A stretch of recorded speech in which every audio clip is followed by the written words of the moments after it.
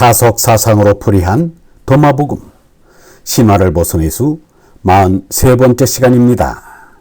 오늘은 참나를 깨치는 일이 가장 급한 일이다. 참나를 깨치는 일이 가장 급한 일이다라는 제목으로 말씀드리겠습니다. 경애하는 얼번 여러분, 용모는 다음과 같이 얼라의 깨달음을 대기해야 한다고 말했습니다. 이렇게 시간, 공간, 인간의 것이 모여 영원한 생명인 이, 즉 얼라가 나타나 이어 계속 나타나 이 땅이 얘에 에어 나가는 얼라다. 나는 일점 광명의 것이다. 그러므로 고지 곧장 오르고 또 올라 내 속에 있는 곳을 살려내어 내 속에 있고 내 속에 가장 온건 소갈이 있는 것을 자각하여 깨닫고 나오는 얼라가 가장 소중하다. 얼라의 자각은 한 번만 할 것이 아니라 순간순간 계속 자각하기 때문에 끝끝내 자각하고 또 자각하여 마침내 땅 위에 하늘 뜻을 드리고 실천하는 디귿디귿의 철인이 되어서 태초의 맨 첫 끝과 종말의 막끝이 한 통이 되어 영원한 생명이 되리라. 이제 임을 머리에 인 하늘의 아들들은 겸손하게 머리 숙여 모른다고 하지만 그 모르는 속에 참 알미 있지 않을까. 영혼을 모르는 줄 아는 이가 얼라요? 얼라의 표현이 말씀이다. 그렇다면 죽음을 맞을 준비는 어떻게 해야 하겠는가? 석가는 이렇게 말했습니다. 선남자여 지혜 있는 이는 또 관철하기를 내가 지금 출가하여 목숨이 7날 7밤이 된다 하여도 나는 그동안에 부지런히 도를 닦고 계율을 지키고 참을 말하여 교하며 중생을 이익해 하리라 한다면 이것을 이름하여 지혜 있는 이가 죽는다는 생각을 닦는다고 하느니라. 다시 7날 7날도 많다 하여 설사 엿새, 닷새, 나흘, 이틀, 하루 1시간 내지 숨을 내쉬고 돌아쉬는 동안이라 하여도 나는 그동안에 부지런히 도를 닦고 계율을 지키고 법을 말하여 교화하며 중생을 이익게 하리라 한다면 이것을 지혜 있는 이가 죽는다는 생각을 잘 닦는다 하느니라.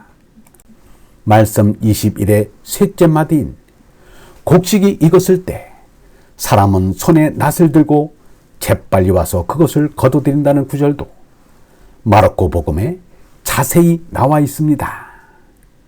하느님 나라는 사람이 씨를 땅에 뿌린과 같으니 저가 밤낮 자고 깨고 하는 중에 씨가 나서 자라되 그 어떻게 된 것을 알지 못하느니라. 땅이 스스로 열매를 맺되 처음에는 싹이요 다음에는 이삭이요 그 다음에는 이삭에 충실한 곡식이라. 열매가 익으면 곧 낫을 대나니 이는 추수 때가 이르렀음이라. 누가복음과 요한복음 그리고 마테오복음에도 추수의 비유 말씀이 나옵니다. 여기서 다 익은 곡식을 거둬들인다는 것은 사람들에게 하느님의 말씀을 전하여 영원한 생명인 얼라를 깨닫도록 하고 하느님 나라에 들어오게 한다는 의미입니다. 이부터 여름 아비가 알맞은 추수 때를 놓치는 것을 도둑에 비길 정도로 제약으로 보았습니다. 그러므로 수확하는 것처럼 긴박한 일이 없습니다. 예수는 사람들에게 참나를 깨치도록 돕는 일보다 더 긴급한 일이 없다고 생각했습니다. 유영모가 23세 때 교회에 이것을 믿어야 한다는 타율적인 믿음을 떠나 자율적인 신앙으로 나아가는데 지대한 영향을 준 톨스토이의 시를 읊어봅니다. 제목 참나. 몸 나만을 위해 살면 나만이 소중한 존재로 여기게 된다. 이렇게 혼자만 행복하려는 이들이 세상에는 많다. 그러나 어느 누구도 만족하지 못하기에 서로 반목한다. 우리는 몸이 영원하지 못하고 시간이 지나면 죽는다는 것을 안다. 이 갈등에서 빠져나오는 길은 몸나가 아닌 얼라가 참나인 것을 깨닫는 것이다. 얼라는 사랑을 통해 남과 하나를 이룬다. 여기에는 죽음이 없기 때문이다. 몸은 영원한 얼이 잠시 머무는 곳일 뿐 곧 쓰러져 없어질 것이다. 얼번 여러분, 몸나로는 남과 구별되고 분별되는 존재입니다. 그래서 몸나로 살면 남과 다투게 되고 남과 견주게 됩니다.